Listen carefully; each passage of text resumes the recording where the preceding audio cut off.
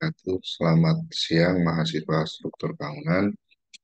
Jadi kita akan membahas tentang struktur bangunan tinggi dan rangka kaku berdasarkan eh, materi slide PowerPoint yang dibuat oleh Bapak Rijar. Jadi pustaka yang bisa digunakan adalah Daniel dan Wolfgang. Jadi kita refresh dulu tipe-tipe beban dalam struktur. Mulai dari yang paling bawah ya beban hidrostatik ya tekanan air dan tanah ya kemudian beban lantai, beban pondasi itu sendiri ya kemudian beban kolom, dinding, kemudian beban manusia, furniture, plafon, atap ya. Kemudian pada negara empat musim ada beban eh, salju. Kemudian ada beban angin maupun hujan. Jadi itu adalah tipe-tipe beban yang ada pada struktur. Nah, jika kita silsilahkan, ya beban terbagi menjadi beban statis dan beban dinamis. Beban statis adalah beban tetap ya, beban hidup eh, dapat pindah. Kemudian beban tetap tidak pindah. Artinya beban hidup ini antara lain penggunaan lingkungan misalnya salju, hujan, dan sebagainya. Ini beban hidup. Kemudian gaya akibat penurunan efek suhu tegangan sisa dan sebagainya. Sedangkan beban dinamis, dia menerus berosilasi merata atau tidak teratur. Dan contoh lain, turunannya adalah gaya inersia sehubungan dengan gerak tanah pada saat gempa bumi dan gaya angin. Dan contoh atau turunan beban gaya dinamis adalah impact atau misalnya ledakan. Jadi, beban yang disebabkan oleh isi benda-benda di dalam atau di atas suatu bangunan disebut juga beban penghunian atau okupansi load. Di antaranya adalah beban manusia, perabot, partisi non-permanen, dan lain sebagainya, serta semua beban semi permanen atau sementara lainnya yang berpengaruh terhadap sistem bangunan tetapi bukan bagian dari struktur dan tidak dianggap sebagai benda. Jadi segala sesuatu yang bisa bergerak di luar struktur dan tidak dianggap sebagai beban mati disebut juga beban penghunian atau okupansi load. Nah, berikut adalah contoh beban, berikut adalah contoh berat, berat bangunan per meter persegi. Ini ada keterangan kilogram per meter persegi. Contoh di koridor, kemudian pada apartemen pribadi, kemudian pada ruang umum, kemudian pada hall, gitu ya. Barangkali ini adalah acuan umum yang lebih lanjut bisa di update gitu ya. Jadi ini yang biasanya juga menjadi dasar rekan-rekan teknik sipil dalam menghitung daya dukung bangunan. Kemudian beban statis, dia berasal dari berat setiap unsur pendukung beban dari bangunan, antara lain lantai, langit-langit, dinding, fasad, dan lain sebagainya. Beban dinamis bersifat sementara, berubah menurut perubahan waktu atau musim, atau menurut fungsi ruangan di dalam atau pada suatu struktur. Jadi bisa dinamis, misalnya ruangan tersebut bisa berubah. Kemudian ini adalah berat rata-rata material. Ini adalah material material konstruksi ya. Ya, biasanya dia di per meter, kilogram per meter kubiknya. Dan ini adalah contoh beban-beban material yang lain. Beban konstruksi, beban yang timbul di luar perencanaan beban hidup dan mati saat proses konstruksi bangunan. Jadi saat proses konstruksi bangunan itu ingat Anda juga memiliki apa namanya itu stacker ya atau scaffolding ya. Jadi itu juga merupakan beban bangunan. Jadi jangan sampai beban bangunan ini justru, sorry, beban konstruksi bangunan saat pelaksanaan itu justru menimbulkan beban-beban yang berlebihan di luar rencana. Di luar rencana akhirnya di luar yang dihitung atas beban standarnya. Di antaranya adalah penempatan material pada posisi tertentu di dalam atau atas bangunan. Ya. Jadi misalnya granit itu kan lumayan berat ya, 30 sampai 40 kilogram satu dus itu mending diletakkan di secara terpisah-pisah. Atau biasanya pada titik-titik balok. Nah, ini perlu dipertimbangkan saat Anda nanti bekerja sebagai pengawas dan sebagainya, atau bahkan kontraktor ya meletakkan material-material ini ke hati-hati karena setiap material punya beban gitu ya. Di antaranya adalah penambahan material pada posisi tertentu di dalam atau atas bangunan. Kekurangan nomor beton mengakibatkan kurangnya kekuatan untuk memaduan karena beranjak terlalu dini dilepas dan lain sebagainya. Nah, ini hati-hati jangan menyepelekan umur beton ya, beban salju, hujan es. Nah, ini beban dari eksternal perlu dipertimbangkan untuk atap dan daerah lain pada bangunan yang mengumpulkan salju seperti pelataran terbuka, balkon, dan teras ini untuk negara empat musim. Kemudian beban air hujan yang besar terjadi pada atap datar karena dapat terjadi genangan air sehingga menyebabkan lanjutan pada atap ya, yang menjadi titik kumpulnya genangan air dan seterusnya.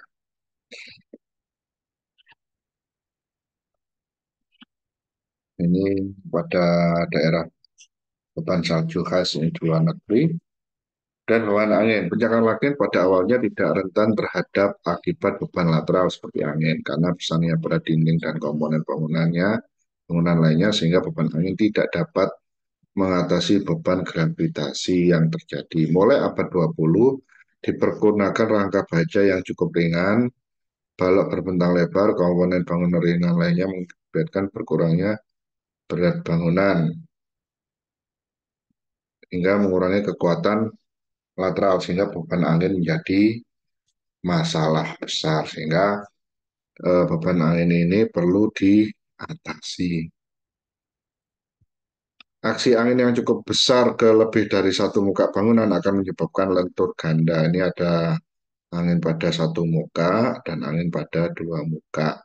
Arah angin utama pada satu muka dapat dibagi menjadi dua komponen bila menimpa dua muka. Nah, ini adalah contoh aliran angin ya, positif dan negatif yang bisa menyebabkan turbulensi. Perlu diketahui bahwa kecepatan angin bertambah seiring dengan bertambahnya ketinggian ya. Dari kota semakin tinggi semakin gerakan angin semakin besar gitu ya. Gitu pula pada topografi dan tekstur permukaan tanah karena terjadi gaya gesek. Ini lagi-lagi tekanan angin ya bisa menyebabkan gerakan dan lanjutan-lanjutan yang kuat pada bangunan. Ini juga harus dipertimbangkan. Ini terkait gerakan angin yang bisa menimbulkan turbulensi pada titik-titik tertentu. Massa udara yang bergerak menemui hambatan, maka akan berlaku bergerak ke sisi-sisi hambatan, lalu mengikuti kembali aliran udara utama sehingga terjadi turbulensi. Jadi ketika menabrak suatu bidang, dia akan belok, kemudian bersatu lagi. Nah, ketika bersatu ini muncullah turbulen. Turbulensi juga terjadi ketika massa udara diarahkan melalui ruang sempit, menyebabkan angin yang terjadi pada ruangan itu akan melebihi kecepatan aliran angin utama, disebut efek Venturi, yang mana kondisi seperti ini dimanfaatkan pada eh, pesawat udara. Pada aliran turbulensi bila permukaan bangunan terlalu cekung atau aliran udara terlalu cepat, terjadi aliran udara melingkar pada daerah pertengahan rendah, yaitu eddy dan vortis istilahnya ya. Keduanya menimbulkan aliran isap ya, aliran isap. Jadi selain terdorong, dia juga akan tertarik, aliran isap keluar. atau mungkin bisa sangat bahaya ketika ada manusia yang berdiri di balkon ya. Jadi kayak ketarik gitu ya. Kemudian karena pondasi adalah titik singgung antara bangunan dengan tanah, maka gerak seismik bekerja pada bangunan dengan menggoyang kondisi pondasi bolak-balik. Kemudian massa bangunan menahan gerakan ini sehingga membangun gaya inersia, gaya puntir pada seluruh struktur baik vertikal maupun lateral. Vertikal maupun lateral. Namun gaya inersia vertikal dapat diabaikan karena bangunan sudah dirancang untuk pembebanan vertikal statis. Ini gaya inersia ya, baik pada puntir atau guling gitu ya, guling gitu ya. Nah, semua bagian bangunan harus dirancang sebagai satu kesatuan untuk menahan beban horizontal, kecuali bisa bila dipisahkan secara struktur. Dipisahkan secara struktur itu dilatasi ya maksudnya ya, dengan jarak yang cukup untuk mencegah sentuhan atau lentutan. Artinya dengan jarak yang cukup itu bukan berarti hanya 1 senti gitu ya, jarak dilatasinya bisa jadi setidaknya 20 senti karena gedung itu kan juga akan bergerak gitu ya ketika terjadi gempa misalnya. Kemudian jika terlalu dekat dia akan ketatap ya, sehingga justru akan cacat bangunan tersebut. Nah, bangunan harus sederhana untuk mencegah getaran torsi dan menemukan tegangan pada pertemuan bagian-bagian bangunan. Ini ada tandanya. Struktur ini beban tekanan air dan tanah. Beban tekanan air dan tanah. Struktur di bawah permukaan tanah ya memikul tekanan lateral yang disebabkan oleh tanah dan air tanah, di mana gaya ini bekerja tegak lurus pada dinding lantai, sehingga perlu diperhatikan pada basement khususnya, under nolnya. Tekanan air terbentuk dari berat jenis air dikalikan dengan jarak dari muka air ke kedalaman yang dihitung. Tekanan tanah dianggap sama dengan tekanan air. Plat lantai dasar harus dirancang untuk gaya tekan ke atas, sehingga ada beda pola antara slope dengan balok gitu ya. Karena plat lantai dasar itu yang bersentuhan langsung dengan tanah itu gaya tekannya gaya tekan ke atas bukan gaya tekan ke bawah, sehingga ada treatment yang berbeda. Tekanan air dan tanah akan meningkat ketika terjadi gempa yang menggetarkan tanah. Nah, ini adalah contoh dari gambaran tekanan tanah dan tekanan air. Faktanya semakin ke dalam gitu ya, tekanan air dan tekanan tanah itu lebih besar. Ya, perlu dipikirkan seberapa tebal dinding basement ini. Tuh. Dan kita beralih ke pembahasan struktur bangunan tinggi. Unsur dasar pada bangunan. Yang pertama adalah unsur linier, kolom dan balok. Mampu menahan gaya aksial dan gaya rotasi. Gaya rotasi itu gaya butir gitu ya, atau gaya butir ya. Unsur permukaan, ya tadi unsur linear, ini unsur permukaan, yaitu dinding untuk menahan gaya-gaya aksial dan rotasi, serta pelat yang bertumbuh pada rangka lantai mampu memikul beban di dalam dan tegak lurus terhadap bidangnya.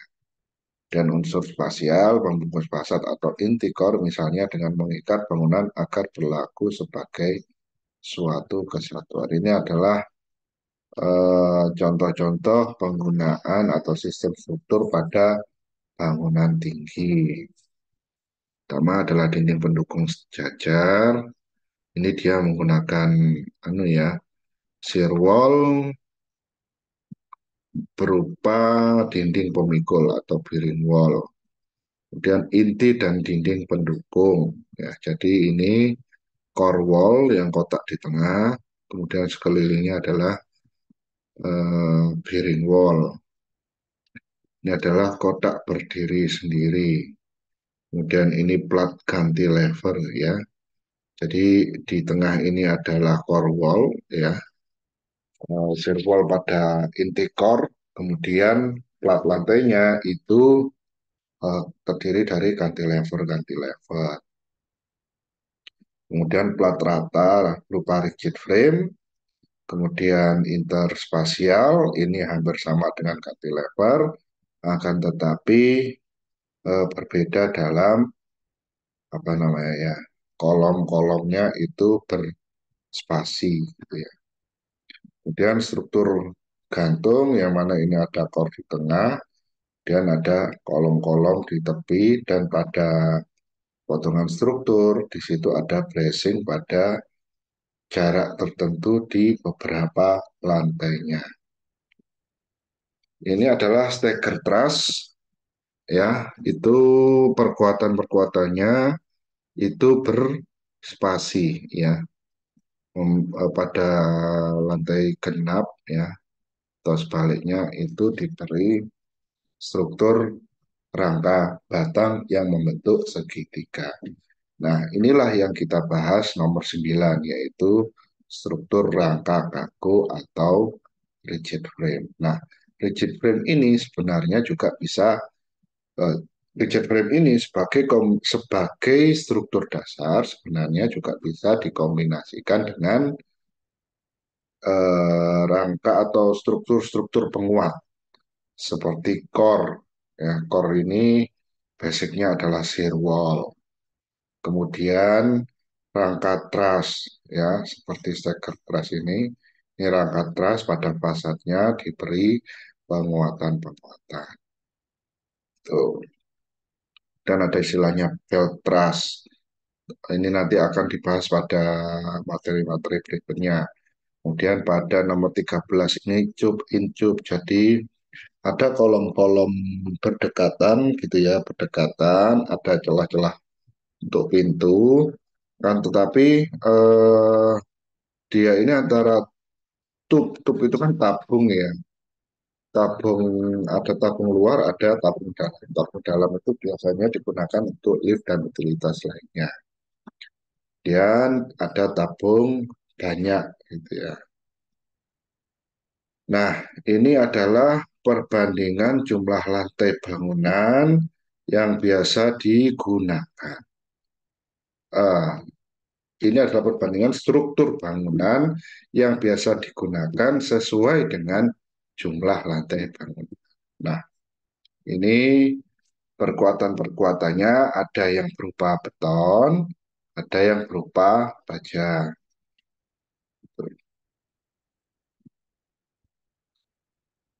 Untuk bangunan yang efisien. Nah, efisien ini artinya lebih kuat dan kokoh terhadap eh, struk, terhadap gempa, goncangan, dan sebagainya.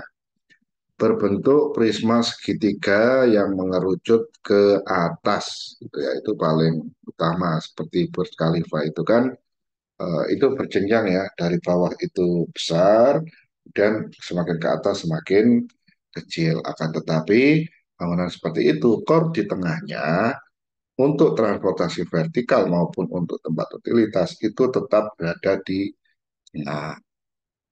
Kemudian bangunan berbentuk silinder bulat itu dia bisa apa namanya, mengalirkan angin ya secara merata ke luar bangunan.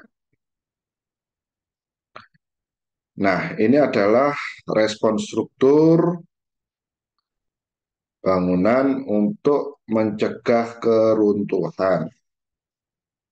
Ya, ini ketika respon cooling, beban apa namanya, beban angin, beban lateral dan sebagainya, itu pondasi diperlebar, diperberat, dan diberi tiang panjang. Ya, ini batang ini adalah tiang panjang.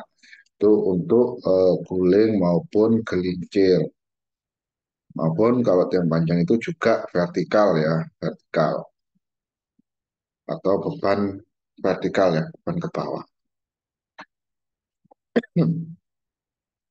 geser lateral ya. Geser lateral itu artinya misalnya ada gempa bumi, di situ bagian bawah maupun bagian atas itu simpangannya tentu berbeda.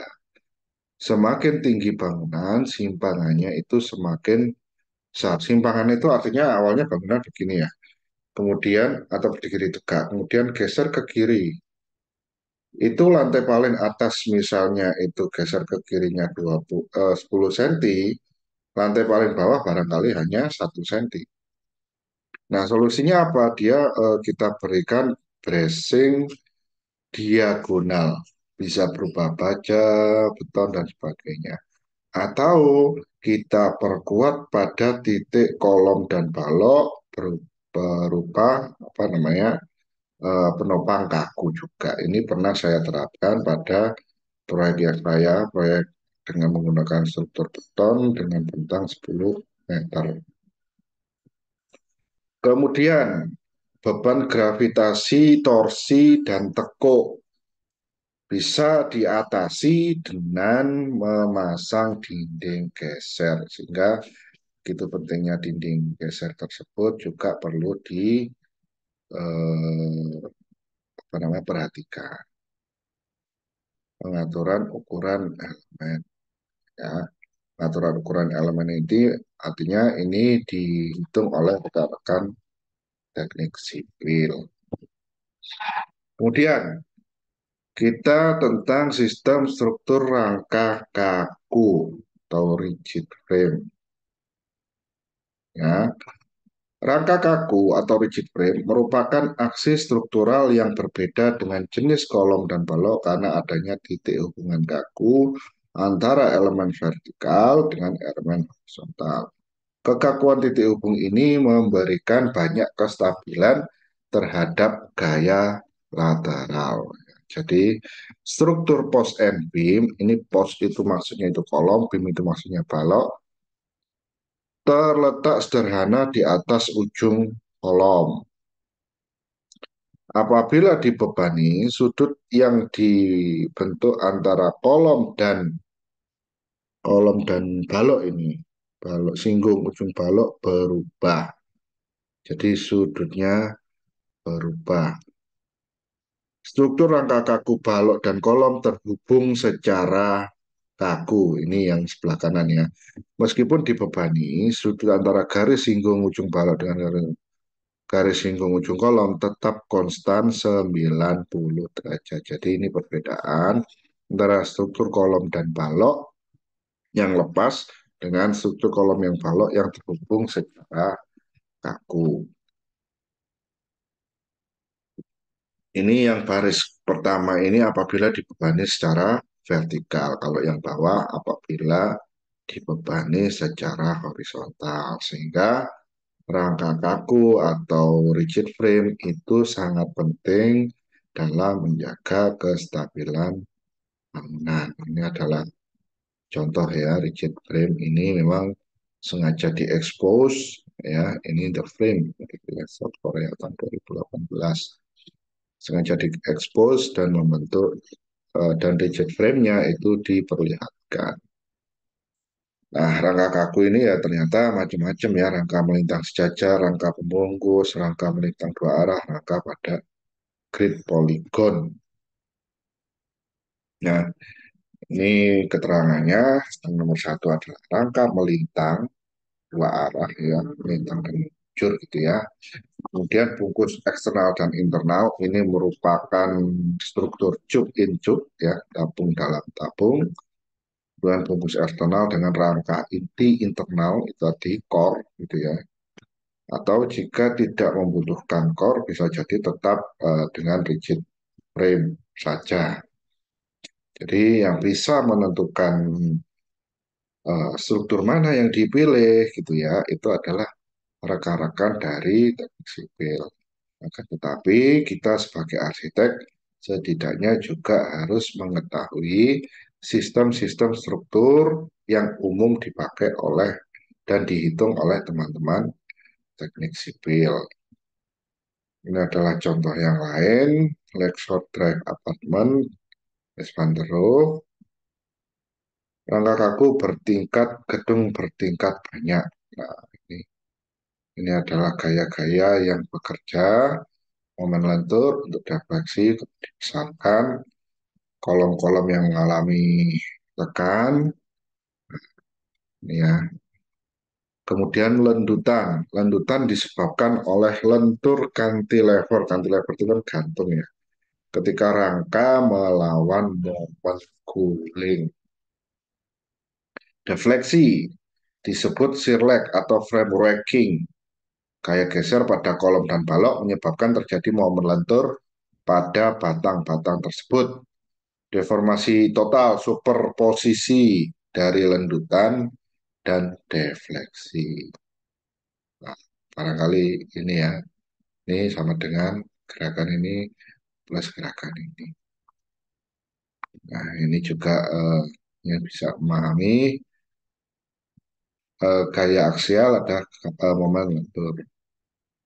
Ini yang bisa memahami adalah rekan-rekan dari teknik sipil. Jadi gaya-gaya yang bekerja, kemudian nilainya berapa, dan seterusnya. Kombinasi struktur rangka kaku. Nah, ini adalah kombinasi beberapa struktur rangka kaku ditambah dengan dinding geser. Sebenarnya seperti yang saya sampaikan tadi, rigid frame itu struktur rangka kolom balok menyatu yang dibuat rigid gitu ya.